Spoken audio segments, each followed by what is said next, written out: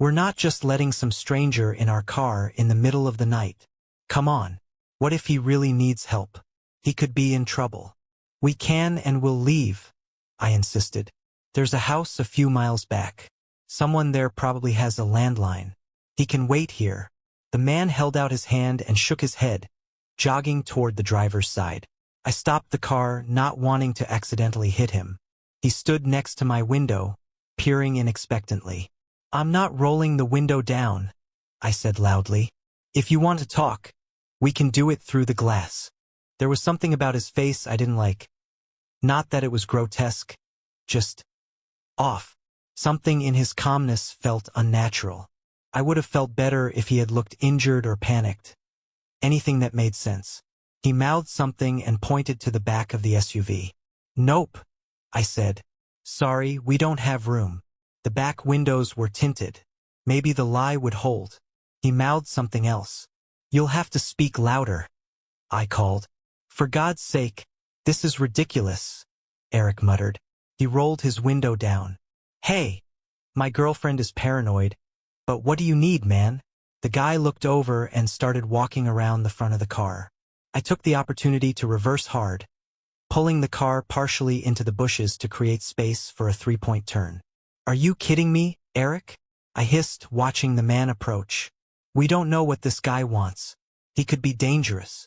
You're being ridiculous, Eric said. Everyone out here has guns anyway. He hasn't done anything. That's exactly why we're not letting him in. He's not acting like someone who needs help, who walks around barefoot in the woods at night like it's nothing.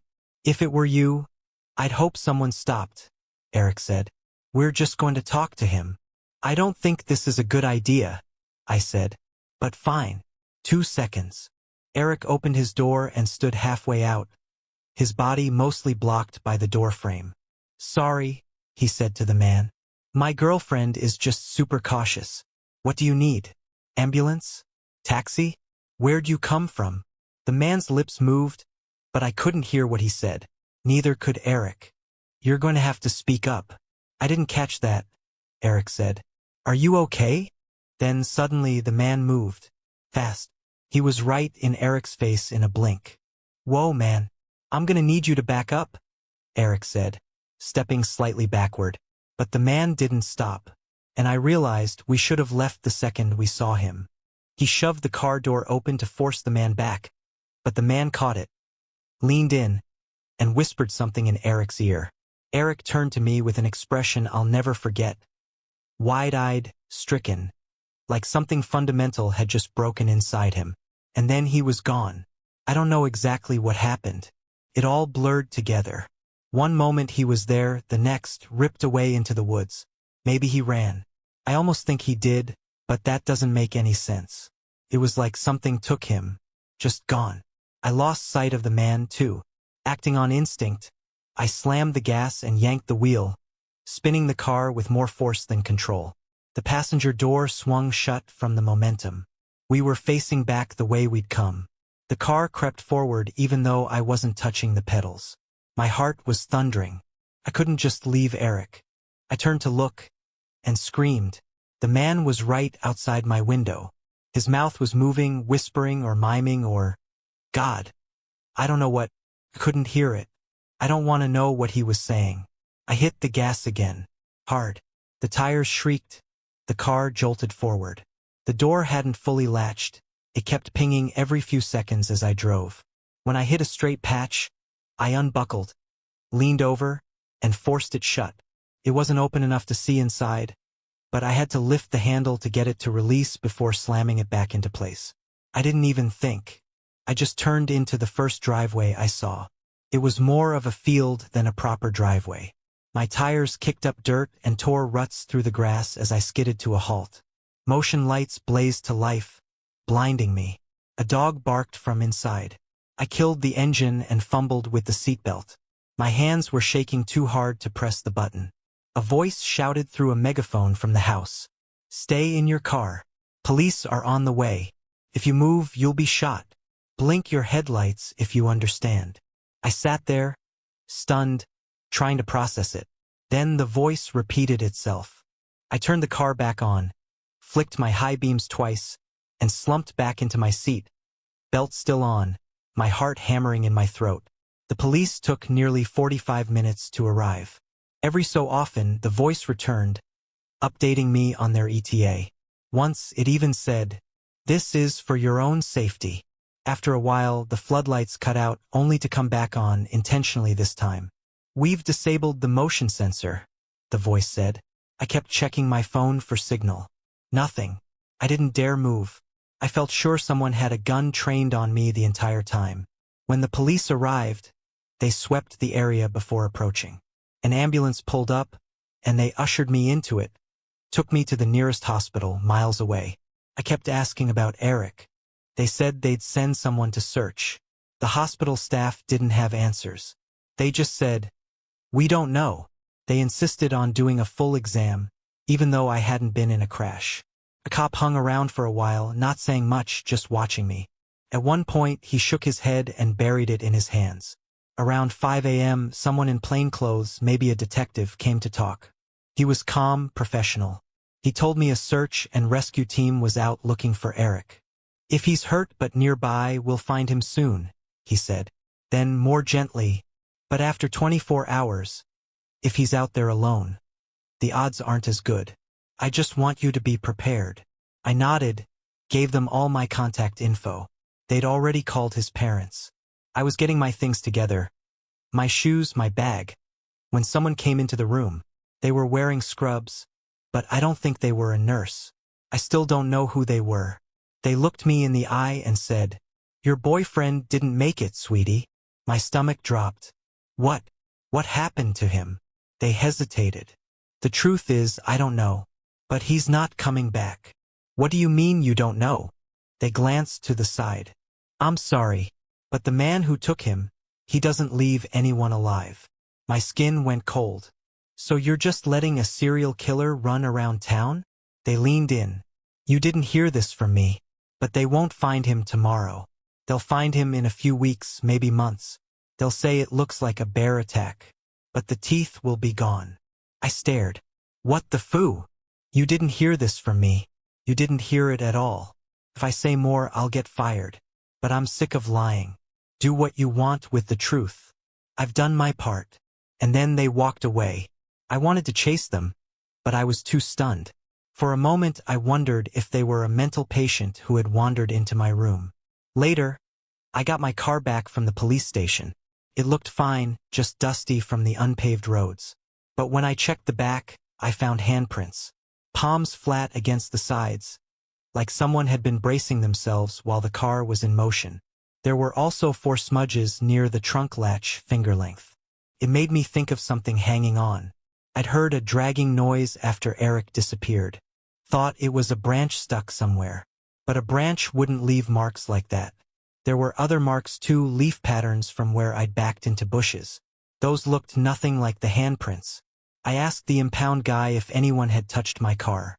"No, ma'am," he said, then paused. His eyes followed mine to the prints. "Well, maybe one of the guys fooled around. I'll talk to them. Nothing's damaged. Don't worry about the dirt. It'll come off." He wiped one print with his sleeve, erased it. I left, checked the back seat, the trunk, the undercarriage. Everything seemed normal. But as I drove home, it hit me. No one had asked what Eric looked like. Not his height, clothes, skin tone. Nothing. Isn't that the first thing you ask when someone goes missing? They never found Eric. I'm back in our apartment now. Our cat keeps looking for him, wandering from room to room. It's unbearable. Eric didn't always come off as the best that night. We were tired, cranky. But he was a good guy. He got out of the car to help someone. I didn't. That's why I'm still here. The guilt eats me alive. I'm angry at him for being so reckless. If he'd just stayed in the car, I could have gotten us both out. And I'm angry at myself, too. Should have been me. I still hope. Some part of me hopes. They'll find him alive, dirty, hurt, but breathing. But it's been 2 months. They called last week to ask if he'd been wearing a red windbreaker. He hadn't. I called back, pushed for more info. A kind receptionist told me more than she probably should have. The remains were female, based on the pelvis. Most of the larger bones were found, including part of the skull. No teeth. They said it looked like a bear attack. At this point, I'm never leaving the city again. Ever. I used to dream about a house in the suburbs. Now, if I ever have kids, they're growing up in an apartment. With people close by. With light. With noise. Because you never really know what's out there in the dark. Respect or else. I'd been hopping from one Airbnb to another, working remotely and trying to get some space from the noise of the city. When I booked Mara's place, it looked fine online. Modest suburban home, clean interiors, a tidy garden, and a bright dining area where I imagined I could set up my laptop. Felt like the ideal spot, until I arrived. I'd been there maybe 2 hours when things started to unravel. Mara, the host, a woman in her late 40s with tightly wound features and an air of forced politeness, turned cold the moment I asked a simple question. "Mind if I work at the dining table?" I asked. Breakfast was over. The house was quiet. Her kids, as mentioned in the listing, were off at school. "No," she snapped, sharp and immediate, like I'd asked to borrow her car. "We eat meals there." I blinked, taken aback. The table was spotless, no dishes, no crumbs. Just an empty surface. "I'll clean up afterward," I said, trying to keep it light. She stepped in closer, folding her arms. "It's my house, and I said no." Her tone was low, clipped, like a warning. I backed off. No point arguing. "Okay, I'll just work in my room then." But as I turned, her voice followed me down the hallway, low and angry. "You need to respect me," she hissed. "You come in here, using my things, taking up space, acting like this is yours." "I'm just setting up in my room," I said, trying not to escalate. She sneered. "Good, do that, because there's a foul odor coming from in there. Don't think I haven't noticed." I stopped, turned slowly. "Excuse me?" "You heard me," she said, her eyes narrowing. "Something stinks in there. Might want to take care of that." My mouth went dry. "Did you just say I smell?" She just smiled. A strange, stretched grin that didn't reach her eyes. That was the moment I realized. This wasn't a rude host. Something was deeply wrong with her. Her mood flipped without warning. Her words cut deep with a strange, venomous undercurrent.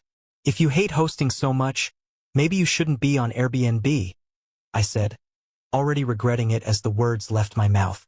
Her smile widened, warped into something twisted. "You better start showing me some respect," she whispered. "Or else." A chill went down my spine. "Or else what?" I asked, trying to sound steady. She tilted her head. "Do I need to explain that to you?" That did it.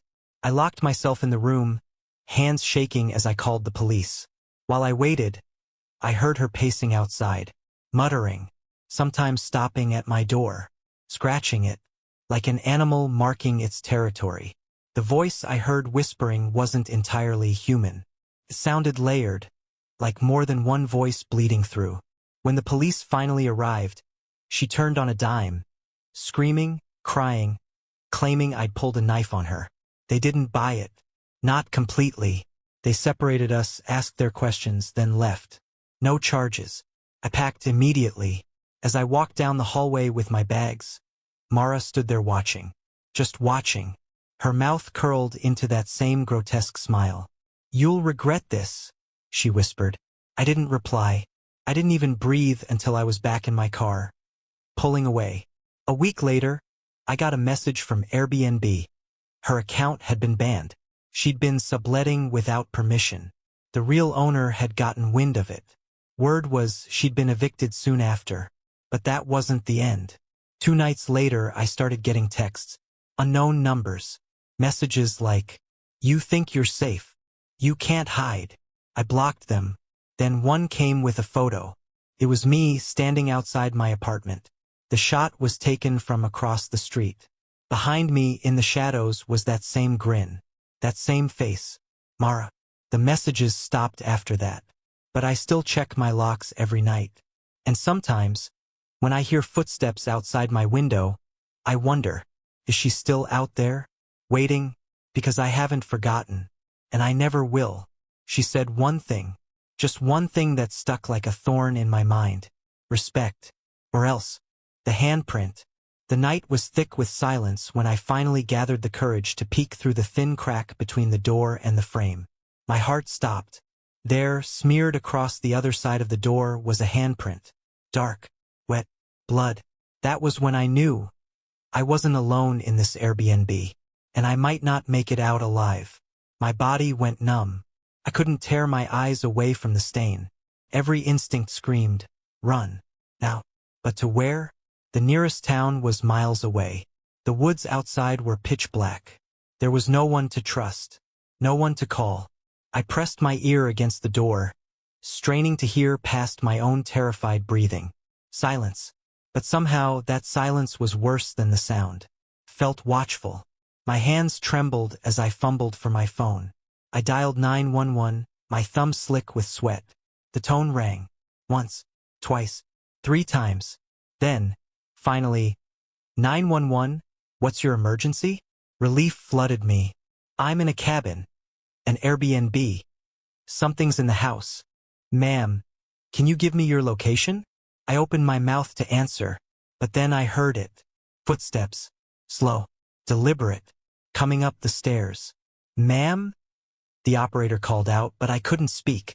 I was staring at the shadow beneath the door. 2 feet. Motionless. Waiting. The handle rattled. Not a knock. This time it was violent, as if someone or something was trying to break through.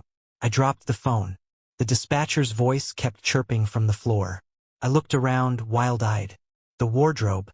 I ran to it, flung it open, and climbed inside, just as the bedroom door exploded inward with a thunderous crack. I crouched in the dark, barely breathing. The thing entered the room. Its footsteps were slow, heavy, uneven. And then I heard the dragging. Something was being pulled across the wooden floor. Something heavy. Something wet. Not a person. Not quite. It moved methodically, like it had all the time in the world. The wardrobe trembled as it passed. I clamped my hands over my mouth, teeth biting my lip. The dragging stopped. Then, the handle turned. Slowly, deliberately. I could feel the cold through the wooden panels, like the very air had been sucked out of the cabin. The door creaked open an inch, and through that crack I saw it, something black and shiny. Wet. Not skin. Not fur. Something else. It leaned closer. I could hear it breathing. Slow, guttural. Then it spoke. A low, inhuman whisper. Where are you? Part 2. The thing. Terror gripped every nerve. I could feel the darkness of the wardrobe pressing in around me, suffocating. Outside, the voice lingered. Its rasping breaths grew louder. Closer. I could swear I felt it breathe through the wood. And then, just as suddenly, it turned away. The footsteps dragged back across the room. I heard the bedroom door creak open, then slam shut. It was leaving. For now. I stayed frozen for what felt like hours before daring to crack the wardrobe open. The room was empty, but deep gouges marked the wooden floor where it had dragged something heavy. I crawled out. My phone lay on the floor. The call disconnected. I tried again, no signal. My eyes flicked to the staircase. The front door was just a few feet away. Run. Now. I bolted. My feet barely touched the stairs. The front door wide open. Cold air poured in. I sprinted outside, heart hammering. Then I saw my car. The tires were slashed. The windshield smeared with another bloody handprint. I was trapped. Behind me, the cabin door creaked shut. And then I heard it again. That same dragging sound. Slow. Relentless. Coming from inside. Part 3. Into the trees. For a moment, I froze, staring at the red smear across my windshield. No, I wasn't going to die here. I refused. The dragging grew louder behind me. I turned and ran. I remembered something the host, Carla, had said when I arrived. There was a generator shed out back, past the treeline. It was my only shot. The forest loomed, black and endless. But staying meant death. The cabin creaked again. It was coming. With a final breath, I tore toward the trees. Branches clawed at my skin. The night air sliced through me. I didn't stop. I didn't dare. Every rustle behind me made me stumble faster. My lungs burned. My legs screamed. But I kept running. There, through the trees, a shed. I threw open the door and dove inside, slamming it shut. Darkness. I pressed myself against the door, gasping. My phone still useless. No signal. Moonlight leaked through the wood slats, casting long slivers of silver. My eyes adjusted. On the wall, a metal toolbox. I yanked it open. Tools, hammer, pliers. And then, at the bottom, a flare gun. My fingers closed around it. Cold metal. One shot. Maybe enough. Outside, the dragging had stopped. But I knew it hadn't left. It was waiting. My fingers closed around the flare gun, and for the first time in what felt like hours, a flicker of hope sparked within me. I knew it wouldn't kill whatever that thing was, but maybe, just maybe, it would buy me a few precious seconds. Then I heard it again. Those uneven, dragging footsteps, now echoing through the trees. It was outside the shed. It was hunting me. My hands trembled as I checked the flare gun. Loaded. Ready. I crouched beside the door, barely breathing, every muscle in my body tight with fear. Through the tiny, cracked window I saw it. The creature stood just a few feet away. It was worse than I remembered. Coated in slick, wet fur that glistened under the moonlight, its face an obscene mockery of something once human. Hollow eyes gleamed with hunger as it tilted its head and sniffed the air. I stepped toward the shed. I aimed the flare gun, heart pounding, the metal cold in my grip. The thing leaned against the door, sniffing, its claws scraping the wood. One shot, one chance. Then, with a deafening screech, it slammed its full weight into the door. I fired. The flare exploded with a blast of red light, lighting up the night like a small sun. The creature shrieked, its twisted body convulsing as the searing glow washed over it. It stumbled back, flailing, smoke rising from its skin. I didn't wait to see if it would recover. I kicked open the shed door and ran, the flare still blazing overhead. The forest lit up around me in flickering red shadows. I sprinted through the trees, lungs burning, branches whipping past me. Then I saw them. Headlights. A truck barreling down the old dirt road. I screamed, waved my arms, barely coherent. The truck skidded to a stop, and a grizzled man jumped out, eyes wide. What the hell? Please, I gasped. Something's in the cabin. It tried to kill me. Without a word, he pulled me into the truck.